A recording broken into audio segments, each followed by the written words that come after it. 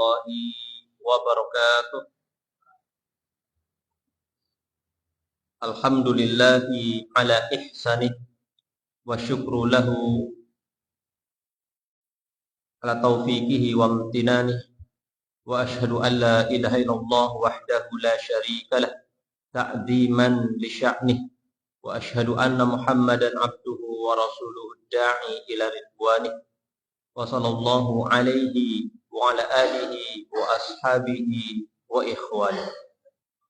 Jemaah yang berbahagia yang dimuliakan Allah Subhanahu wa taala, Bapak dan Ibu, saudara dan saudari, demikian juga kaum muslimin dimanapun berada, rahimani wa rahimakumullah. Alhamdulillah, marilah kita untuk senantiasa memuji Allah Tabaraka wa taala atas limpahan curahan kasih sayang Allah Subhanahu wa taala kepada kita semua. Semoga sholawat dan salam akan senantiasa terlimpahkan kepada Nabi kita yang mulia, Nabi Agung Muhammad sallallahu alaihi wasallam. Demikian juga kepada keluarga beliau, para sahabat, dan segenap umatnya yang mengikuti ajarannya hingga akhir zaman. Bapak dan Ibu jamaah yang berbahagia kaum muslimin yang semoga dirahmati Allah Subhanahu wa taala. Pengajian pada malam Jumat pada kesempatan malam hari ini temanya adalah kita angkat tema judulnya, bolehkah kita meniru atau menyerupai suatu kaum? Judul pengajiannya itu berupa pertanyaan. Maka kalau ada pertanyaan, perlu jawaban apa tidak? Perlu. Bolehkah meniru suatu kaum? Jawabannya boleh, nomatan. Ya. Yang ya. Coba Bapak, Mbak. Ingkang angsal, jawabannya boleh. Angkat tangan. Mana yang boleh? Yang tidak boleh? Oh, ada yang tidak boleh. Ya, salah. Wah, ini tidak boleh. Gitu, semangat mau. Tidak boleh pokoknya. Ya. Kalau pertanyaan seperti itu, bolehkah kita menyerupai suatu kaum, meniru-niru, menyerupai suatu kaum? Maka jawabannya bisa boleh, bisa tidak. Karena kaum itu kan masih umum, ya kan? Tergantung kaumnya bagaimana, gitu ya. Jadi, ya sebenarnya judul ini diambil dari sebuah sabda Rasulullah Shallallahu Alaihi Wasallam yang diriwayatkan oleh Imam Abu Dawud dan lain sebagainya, dari sahabat Ibnu Umar, Ya. Apa bunyi dari hadis ini? Kita ambil cuplikan paling pendeknya yang menjadi pokok pembahasan kita, dan ini menjadi sebuah kaidah agung di dalam agama Islam. Ya, Rasulullah Shallallahu Alaihi Wasallam bersabda, "Man tasyabbaha bi qaumin fahuwa minhum." Apa? Ya, seperti biasa ya, diulangi ya dan diikuti. Man tasyabbaha. Ulangi. Man tasyabbaha bi qaumin fahuwa minhum. Ya, kita baca, dengarkan dan ikuti. Man tasyabbaha biqaumin fahuwa minhum. Nah, sekarang digabungkan ya. Man tasyabbaha biqaumin fahuwa minhum.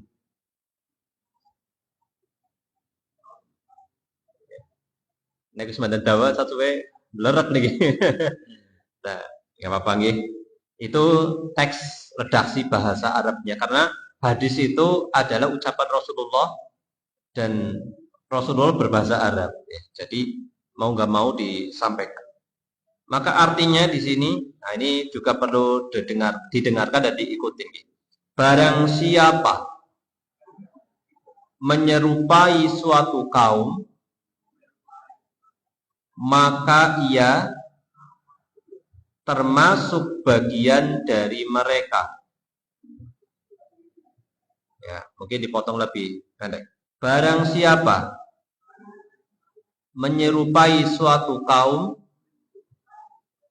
maka ia termasuk bagian dari mereka. Ya, kita saged dipahami dari cuplikan hadis ini. Ya, arah pembahasan nanti ke depan. Ya, Rasulullah mengatakan barang siapa menyerupai suatu kaum, maka ia termasuk bagian dari mereka, termasuk golongan kaum tersebut. Perhatikan Bapak Ibu, man tasyabbaha biqaum. Man itu adalah lafadznya umum, man, siapa saja. Man itu siapa saja. Tasyabbaha menyerupai, biqaumin. Biqaumin ini artinya suatu kaum, kaum manapun. Jadi sifatnya umum. Sifatnya umum. Karena umum, kaum tersebut bisa sifatnya adalah kaum yang baik, bisa juga kaum yang buruk, tidak baik. Jadi, kalau tadi pertanyaan kita kembali ke pertanyaan tadi, bolehkah menyerupai suatu kaum? Jawabannya bisa iya, bisa tidak. Bisa boleh, bisa tidak. Kalau kaumnya itu kaum yang soleh, yang baik, yang soleh, bertakwa, boleh apa tidak? Bukan hanya boleh, bahkan suatu kewajiban, bahkan suatu keharusan kita menyerupai mereka. Akan tetapi, apabila kaumnya itu kaum yang kufur, yang ahli maksiat, fasik dan seterusnya, berbuat dosa dan buruk, jelek di sisi Allah, maka boleh apa tidak menyerupai mereka? Tidak boleh, bahkan sangat tidak boleh. Gitu. Kemudian penyerupaan ini juga sifatnya umum. Sisi apa sih menyerupai mereka? Kaum, ya bisa agamanya, akidahnya, keyakinannya, bisa juga menyerupai dalam hal apa? Pembicaraannya, gaya bicaranya, atau cara berpakaiannya, akhlaknya, perbuatannya, dan seterusnya. Nah ini, jadi sifatnya umum juga. Sisi penyerupaannya juga sifatnya umum. Gitu. Tentunya hukumnya juga bertingkat-tingkat. Misalkan seorang muslim menyerupai orang kafir sudah dalam permasalahan agama atau akidah. Dengan seorang muslim yang menyerupai orang kafir dalam misalkan sekedar gaya potongan rambutnya. Kira-kira tingkat ketidakbolehannya sama apa tidak? Tentunya yang lebih parah mana? Dalam hal masalah agama. Kayak gitu ya. Jadi ini juga sesuai dengan hukumnya, sesuai dengan kondisinya atau sisi apa yang diikuti. Ya. Bapak Ibu jamaah kaum muslimin yang berbahagia, yang semoga dirahmati Allah Subhanahu wa taala. Sebelum kita lebih lanjut, di sini disebutkan ada sebuah kisah yang diriwayatkan oleh Imam Ali bin Abi Shalih As-Sawaq rahimahullah. Beliau ini hidup di zaman Imam Ahmad. Bisa jadi beliau itu muridnya. Bisa jadi beliau adalah murid. Diceritakan bahwa suatu ketika kami berada dalam sebuah jamuan makan. Ya. Jadi kata beliau, suatu ketika ada jamuan makan. Ya. Karena undangan kita itu kalau diundang untuk makan, hukumnya wajib memenuhi. Kecuali ada udzur, alasan yang kuat. Gitu, ya. Jadi wajib. Misalnya kita diundang makan itu wajib. Ya. Karena ini juga seorang muslim ya. Suatu jamuan makan. Datanglah Imam Ahmad bin Hanbal rahimahullah, Imam Ahmad. Ya, dikenal dengan Imam Hambali ya. Imam Ahmad bin Hanbal. Ketika beliau masuk ke dalam rumah yang mengundangnya, yang diadakan jamuan tersebut, beliau melihat sebuah kursi yang dihiasi perak. Jadi beliau melihat ada kursi yang dihiasi dengan perak. Ya. Maka beliau pun segera keluar, langsung balik ya, keluar dari tempat tersebut, pergi meninggalkan. Pemilik rumah segera menyusul beliau, karena beliau adalah imam besar. Ya. Waduh, Imam Ahmad tamu paling spesial malah pergi. Ada apa gerangan? Segera beliau menyusul. Namun Imam Ahmad menepis tangannya, mau ditepis. Ini teguran yang keras ya. Dan si pengundang ini paham. Ini bentuk pengingkaran Imam Ahmad kepada suatu hal tersebut. Itu melihat ada kursi yang terbuat dari perak. Maka apa kata beliau? Beliau menepis tangan si pengundang, seraya mengatakan ini menyerupai Majusi. Ini menyerupai Majusi, tidak boleh. Nah, jadi bangsa yang Majusi atau orang-orang Majusi biasa kursinya itu dilapisi dengan perak. Ada hadis secara khusus ya, tapi ini piring ya. Jana atau gelas atau piring bisa jadi juga masuk ke dalam hal ini juga mungkin kursi ya gitu. Tidak boleh terbuat dari emas atau perak. Demikian juga dilapisi. Coba, apa yang kita pikirkan dulu, kalau piring itu terbuat dari emas. Kira-kira kepriun? Ya. Kenapa sih, apa hikmahnya tidak boleh piring kok dari emas atau perak? Piringnya besok kang emas dan perak. Pasti panganannya ya enak banget, emas. Seperti itu. Di antara hikmahnya tentunya ini mubadir. Kemudian yang kedua, menyakiti hati orang miskin. Bisa dipahami? Kalau ada orang piring dan gelasnya itu dari emas atau perak, itu sangat menyakiti perasaan orang miskin. Orang miskin maaf ya, boro-boro mangan piringnya emas, bisa mangan wis alhamdulillah ya kan? Ini malah emas, subhanallah. Ini menyakiti. Ini diantara larangannya itu, hikmahnya itu. Ya, kembali ke sini, ini pengingkaran dari Imam Ahmad. Ini sebagai tambahan dari pembahasan kita ya. Kalau ini jamaah kaum muslimin ya, semoga dirahmati Allah Subhanahu wa taala. Hadis tadi yang terkandung di dalamnya itu kaidah. Ini merupakan salah satu kaidah dari Nabi sallallahu alaihi wasallam yang sangat penting sekali. Yang mencakup permasalahan akidah, perilaku.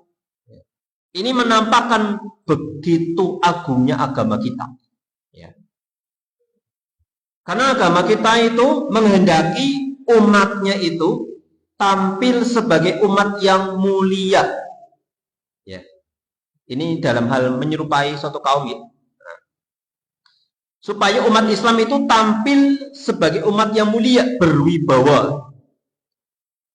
Dan memiliki jati diri yang jelas dalam seluruh aspek kehidupan.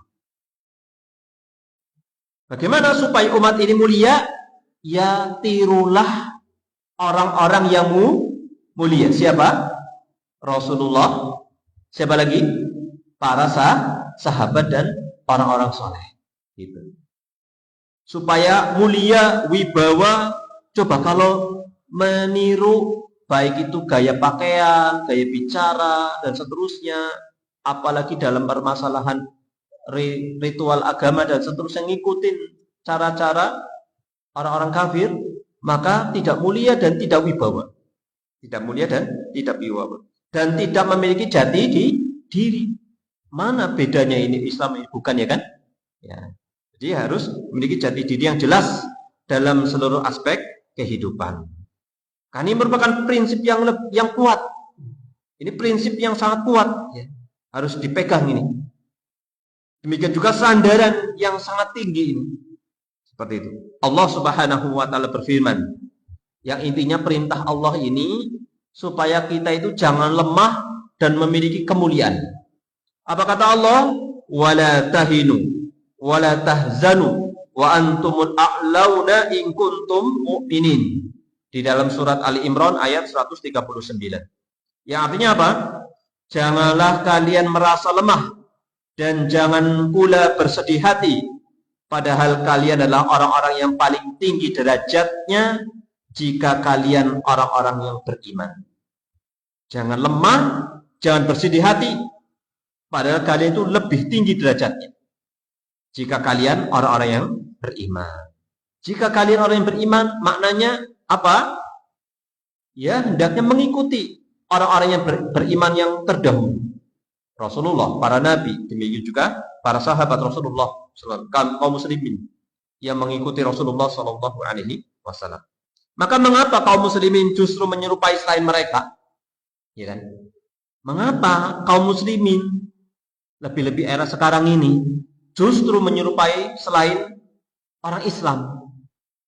Umat-umat yang dimurkai dan dilaknat Allah serta berada dalam kesesatan yang nyata. Mengapa? Realita sekarang, bagaimana realitanya sekarang? Ya. Sesungguhnya sangat miris kaum muslimin pada hari ini ketika dunia itu sudah terbuka begitu lebar. Berbagai bangsa saling terhubung melalui apa, Bapak Ibu? Dunia kan sudah terbuka lebar dan apa? Berbagai bangsa itu sangat mudah saling terkoneksi, saling terhubung. Melalui apa kira-kira? Betul, teknologi dan media komunikasi, media sosial. Sangat cepat sekali informasi itu datang kepada diri kita. Dan itu sekarang begitu cepat sekali mempengaruhi. Padahal tentunya sabda Rasulullah itu bukan hanya berlaku untuk sekarang saja, untuk semua zaman. Bahkan di zaman beliau sudah diingatkan, jangan menyerupai suatu kaum yang selain muslim, seperti itu, maksudnya seperti itu. Nah ini, ya, jadi barang siapa yang mengikuti suatu kaum, menyerupai suatu kaum, maka termasuk mereka. Ini kan kalau dalam hal yang keburukan maka jangan dilarang. Ini dilarang. Gitu. Di era yang tidak ada teknologi saja sudah dilarang, apalagi sekarang ini begitu media ini begitu, sarana ini begitu cepat. Ya. Sangat membantu sekali orang itu bisa mengakses berbagai macam informasi sehingga sangat mudah orang itu meniru yang dilihatnya, ditonton. Nyata apa tidak? Nyata apa tidak? Coba anak-anak sekarang, kok ngerti nanti nopo klambine kayak kue, nopo balik rambutnya, pakaiannya ini, pakaiannya, cara bicaranya dari mana? Perasaan bapak ibune baik mboten pernah ngajari gitu. Ternyata akses lewat HP, lihat, nonton, dan seterusnya. Akhirnya niru. Kamu sih kayak gitu, joget-jogetnya itu kenapa? Niru misalkan. Yang ditampilan di layar HP misalkan, atau di TV dan seterusnya. Ya. Ini. Bisa dipahami sampai sini ya, arah ini. Ya. Sangat membutuhkan pemahaman yang mendalam terhadap kaidah yang terkandung di dalam hadis yang agung ini. Barang siapa menyerupai suatu kaum, maka ia termasuk bagian golongan dari mereka. Terlebih lagi di masa ketika berbagai bentuk pelanggaran terhadap kaidah ini tampak begitu nyata. Tentunya kaidah ini sudah banyak yang dilanggar. Pemicunya tadi dibantu dengan teknologi, media, informasi, dan seterusnya yang begitu pesatnya. Maka cepat sekali pelanggaran-pelanggaran terhadap kaidah ini begitu cepat sekali. La haula wala quwata illa billah. Tidak ada daya dan kekuatan kecuali atas pertolongan dari Allah Subhanahu wa taala. Nah, sekarang kita ambil ibrah ya. Ibrah dari kaum muslimin dahulu di Andalus. Andalus di mana? Sekarang itu namanya Spanyol. Dulu namanya Andalus. Disebut sampai sekitar abad ke-9 itu masih dipegang kaum muslim di Eropa itu, di Spanyol. Dulu pemerintah Islam itu bisa di antara itu dikuasai oleh kaum muslimin sampai abad 9. Kenapa lenyap? Ini kita apa ya? Melihat ke belakang sejarah mereka. Maka kita berusaha menoleh sejenak ke belakang, menengok tahun-tahun gemilang sejarah umat ini ketika kaum muslimin memasuki negeri Andalusia, yaitu Spanyol, yang sekarang disebut Spanyol. Mereka memiliki kepribadian Islam yang mandiri dan kokoh, yang membedakan mereka dari bangsa dan umat lainnya. Jadi jelas ini Islam, ini bukan. Bisa dipahami? Ya, ini. Waktu itu ya, selama 3 abad pertama itu seperti itu. Selama 3 abad pertama itu masih jelas, ini Islam, ini bukan. Masih mulia, masih memiliki wibawa kaum muslimin ketika itu. Kepribadian tersebut tetap terjaga, tertanam kuat dengan akhlak dan nilai-nilai yang luhur. Namun mulai luntur ini. Namun ketika kelemahan mulai menyusup, fitnah mulai melanda, dan semangat keagamaan melemah pada sebagian mereka, mulailah mereka meninggalkan sebagian akhlak Islam dan terpengaruh oleh adat serta kebiasaan asing. Subhanallah. Akibatnya, kepribadian Islam mereka pun memudar, dan kelemahan mereka merayap masuk ke dalam tubuh umat. Kepribadian jati dirinya mulai memudar, mulai terjangkiti kelemahan pada diri kaum muslimin di sana. Padahal 3 abad awal itu, di awal peradaban mereka itu kuat. Tapi setelah itu dan hingga akhirnya punah itu Islam di sana. Sekarang sudah nggak ada Islam. Ya, seperti itu. Sebagaimana disebutkan oleh Imam Ibnu Khaldun rahimahullah mengenai fenomena ini. Ya. Demikian juga disebutkan oleh sebagian sejarawan, ahli sejarah, bahwa prajurit kaum muslimin di Andalusia telah menyerupai kaum Nasrani. Coba, prajurit atau pasukan kaum muslimin tapi secara penampilan, secara bahasa dan seterusnya, pakaian dan seterusnya sudah menyerupai orang kafir. Ya. Dalam beberapa perkara tidak berhenti di situ. Sebagian kaum muslimin juga ikut meniru mereka dalam perayaan hari raya dan ritual keagamaan. Ini mulai mundur ini ketika itu di sana. Ya. Jadi tidak diragukan lagi bahwa kekalahan yang menimpa kaum muslimin saat itu ketika mereka mulai terpengaruh dan meniru kaum Nasrani, telah meruntuhkan sekat psikologis antara mereka dan musuh. Peniruan pun menjadi sesuatu yang biasa, sehingga sudah biasa orang Islam menyerupai orang kafir, hingga mereka keluar ke medan jihad dalam keadaan kehilangan wibawa tanpa kesiapan ruh dan jiwa. Jadi ketika mau perang dengan musuh yang kafir, sudah nggak punya wibawa lagi. Bisa dipahami? Kaum muslimin ketika sudah nggak punya wibawa lagi. Kenapa? Nggak ada bedanya, karena mereka juga menyerupai musuh yang kafir. Na'udzubillah. Ini sebagai ibrah, sebagai pelajaran. Akibatnya apa? Ini lagi menceritakan tentang sejarah Andalusia. Kehinaan kaum muslimin di mata musuh semakin nyata. Beda sama para sahabat. Sebulan belum perang, musuh itu sudah gentar dulu. Ya. 1 bulan perjalanan sudah gentar. Coba dibandingkan yang ini, ataupun lebih-lebih sekarang ya sekarang. Jadi musuh itu tidak ada segan lagi kepada kaum muslimin, kepada orang Islam. Nas'alullaha as-salama wal afiyah. Mereka menjadi hina di mata musuh, bahkan lebih rendah daripada sekedar dianggap remeh. Salah seorang raja Nasrani pernah berkata kepada utusan Mu'tamid bin Abbad, yang intinya adalah, bagaimana mungkin engkau membiarkan suatu kaum yang terpecah belah? Setiap orang di antara mereka menanamkan dirinya dengan gelar khalifah dan raja. Tidak seorang pun yang mau menolong orang lain. Meskipun seekor serigala menyerang salah satu dari mereka sendirian, maka bagaimana mungkin mereka bisa bersatu di bawah satu panji dan saling menolong. Jadi kaum muslimin juga tidak solid, berpecah belah. Subhanallah. Jadi kelemahannya sudah gampang sekali dihancurkan. Dan ini terjadi hingga akhirnya sudah tidak ada bekas kaum muslimin ketika setelah itu. Lalu bagaimana mungkin seorang muslim berharap musuhnya menghormatinya, sementara musuh itu melihatnya meniru mereka dalam begitu banyak hal, hingga akhirnya sampai pada peniruan yang total. Jadi bagaimana musuh itu akan hormat, sedangkan kaum muslimin saja mengikuti mereka. Lah umat Islam pada ngikutin kita, ngapain kita hormat kepada dia, kan seperti itu gitu. Ya. Wallahu a'lam bishawab. Ya. Dan ini adalah kenyataan, Bro. Sungguh termasuk perkara yang sangat menyedihkan, ini sangat ironis sekali. Ya. Dan ini disaksikan ya, bagaimana kehancuran generasi muda umat ini. Ya sebabnya tadi apa? Mencontoh, menyerupai siapa? Kaum yang kafir. Terutama dalam hal menyerupai orang-orang kafir dalam banyak perkara. Padahal hukum syariat tentang hal ini sudah sangat jelas. Ini menjadi musibah ya bagi kaum muslimin.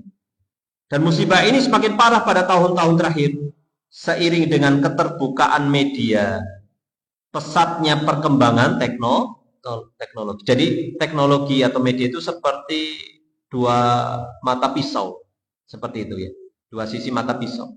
Bisa sebenarnya untuk membantu Islam sebagai sarana, tapi kalau lalai ya malah menjadi ini apa namanya bencana seperti itu. Wallahu a'lam bishawab. Wallahu musta'an. Ya. Ya. Kemudian kita lanjutkan gitu.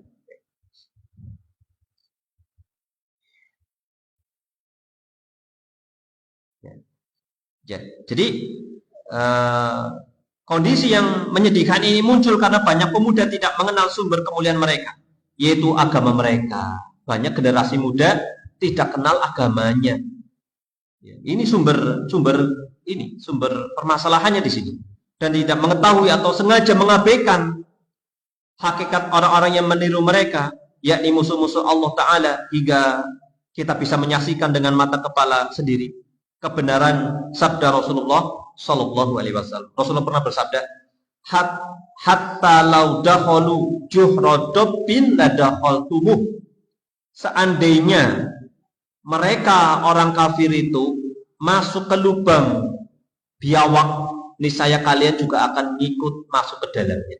Ini sudah nyata, seperti sudah sangatnya nyata, diikuti dan seterusnya. Sampai Rasulullah mengatakan, seandainya mereka masuk ke lubang hewan, lubang biawak, itu saja kalian bisa akan mengikuti. Bahkan penyerupaan itu telah sampai pada batas yang mengerikan, di mana sebagian dari mereka menyerupai musuh Allah dalam sebagian ritual dan ibadah mereka. Bukan hanya perilaku, gaya bahasa, penampilan, pakaian, tetapi sudah sampai ritual agamanya mereka diikuti. Subhanallah. Coba nanti di perayaan tahun baru ini kan harus kita kritis, ini sumbernya itu apa, asal mulanya, apakah dari Islam apa tidak gitu. Ternyata itu coba niup trompet itu asal dari mana, ini harus kaum muslim harus tahu sejarahnya apa, jangan latah ikutan. Sampai Rasul mengatakan, seandainya mereka masuk ke lubang biawak, niscaya kalian akan mengikutinya. Ya. Bersama dengan ini, maka kita akan dapati sebagian dari mereka justru merasa malu untuk menyerupai Nabi. Lebih bangga nyontoh orang-orang kafir daripada nyontoh Nabi Shallallahu Alaihi Wasallam. Gitu. Sholat malu, izin, ya kan? Pakai peci izin, pakai baju muslim izin, bisa malu. Ini, naudzubillah. Demikian juga malu mengikuti para sahabat Rasulullah Shallallahu Alaihi Wasallam. Betapa banyak kebaikan yang terhilang, yang terluput dari orang-orang yang melakukan penyerupaan ini. Jadi hingga banyak kebaikan yang terlewatkan. Naudzubillah. Ini. Dan inilah dosanya, dosa kita semua yang kalau kita sampai mengikuti selain kaum muslimin. Bapak Ibu jamaah kaum muslimin yang semoga dirahmati Allah Subhanahu wa taala. Seandainya orang-orang yang menyerupai musuh-musuh Allah dari kalangan Yahudi dan Nasrani itu mau mentadabburi apa yang mereka baca, seandainya orang-orang yang mengikuti orang kafir itu mau membaca, niscaya mereka akan memahami bahwa surat Al-Fatihah itu sudah membatalkan, sudah membantah mereka, sudah mengingatkan jauh-jauh hari. Surat Al-Fatihah terdapat dalam ayat keberapa kira-kira yang berbicara dengan hal ini, Pak Ibu? Ya. Ayat keberapa? Ayat 6 sampai 7 itu sebenarnya sudah menjadi kaidah. Sudah menjadi pegangan hidup kita supaya jangan mengikuti mereka. Perhatikan. surat Al-Fatihah yang kita baca paling tidak berapa kali sehari semalam? 17 kali kaum muslim baca. Harus benar-benar kita tadabburi ini. Ihdinas siratal mustaqim. Ya Allah, tunjukilah kami kepada jalan yang lurus. Berarti kan jalannya para nabi, jalannya orang-orang soleh, as-siddiqin, syuhada, ya kan? Nah ini harus mengikuti mereka. Kalau tunjukkanlah kami jalan lurus, berarti mengikuti mereka, para nabi dan seterusnya, orang soleh. Siratal ladzina an'amta alaihim, yaitu jalannya adalah orang-orang yang telah diberi nikmat oleh Allah Subhanahu wa taala. Ghairil maghdubi alaihim waladdallin, bukan jalannya orang yang dimurkai dan tersesat. Jalannya siapa? Orang-orang kafir. Ahli tafsir menjelaskan yang dimaksud dengan orang yang dimurkai itu orang Yahudi. Sedangkan orang yang tersesat siapa? Orang Nasoro. Wallahu a'lam bishawab. Bapak Ibu jamaah kaum muslimin yang semoga dirahmati Allah Subhanahu wa taala. Sampai-sampai Rasulullah SAW suatu ketika pernah mengatakan, pernah bersabda, sungguh kalian akan mengikuti jalan orang-orang sebelum kalian sejengkal demi sejengkal. Pelan-pelan, step by step, akan mengikuti jalannya orang-orang sebelum kalian. Dan sehasta demi sehasta. Jadi sedikit demi sedikit. Hingga seandainya mereka masuk ke lubang biawak pun kalian akan mengikutinya. Maka para sahabat yang mendengar sabda Rasulullah tadi, mereka mengatakan,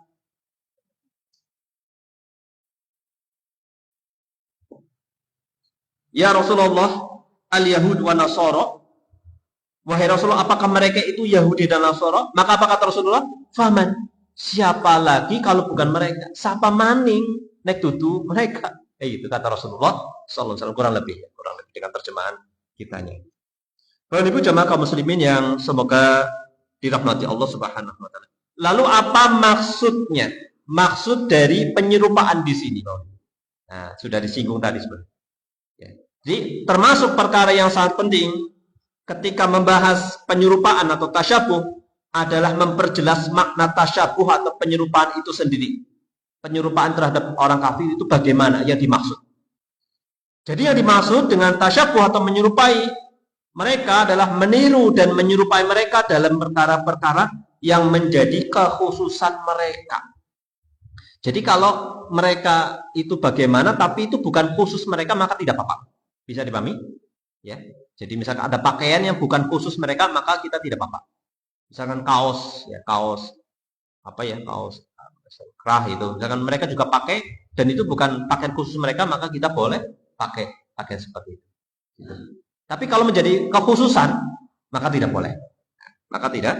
Ini yang dimaksud dengan penyerupaan kepada mereka itu yang seperti itu, yang menjadi kekhususan. Adapun yang bukan menjadi kekhususan maka tidak mengapa. Maka termasuk di dalamnya penyerupaan dalam perkara akidah serta perkara lahiriah yang tampak. Baik akidah ataupun yang lahiriah, baik berupa ucapan, perbuatan maupun adat kebiasaan yang menjadi ciri khas mereka. Ini ingat ya, menjadi ciri khas mereka itu yang tidak boleh kita ikuti. Bisa dipahami ya? Disinilah sering muncul pertanyaan dari sebagian pemuda, para remaja. Apa sih bahayanya? Apa sih masalahnya menyerupai orang kafir dalam perkara lahiriah yang penampilan? Selama aku ini beriman di dalam hati, gitu. Bisa dipahami? Kan gak apa-apa, yang penting kan ini hanya penampilan saja. Yang penting kan hati saya masih Islam. Bisa dipahami? Bisa dipahami? Bagi dia itu tidak masalah. Kira-kira bahaya apa tidak? Tetap bahaya. Di sini sebutkan. Ya. Karena apa? Yang pertama, ya. Perkara-perkara batin dan lahir saling terkait dan saling sesuai. Ya. Khawatir kita mencontoh, meniru dalam hal yang dohir, khawatirnya nanti batinnya juga ikutan. Maksudnya seperti itu. Bisa dipahami? Ya. Apa yang ditegakkan oleh hati berupa perasaan dan keadaan pasti melahirkan perkara-perkara lahiriah. Dan apa yang dilakukan secara lahiriah berupa amal perbuatan pasti melahirkan perasaan dan keadaan dalam hati. Jadi antara lahir dan batin itu saling berkaitan. Memiliki kaitannya sangat erat. Sesuatu yang tampak bisa berpengaruh kepada yang batin.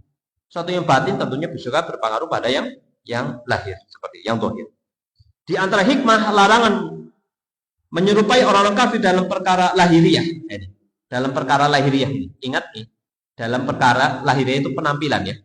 Yang pertama, bahwa keserupaan lahiriah melahirkan keserupaan batin. Yang pertama.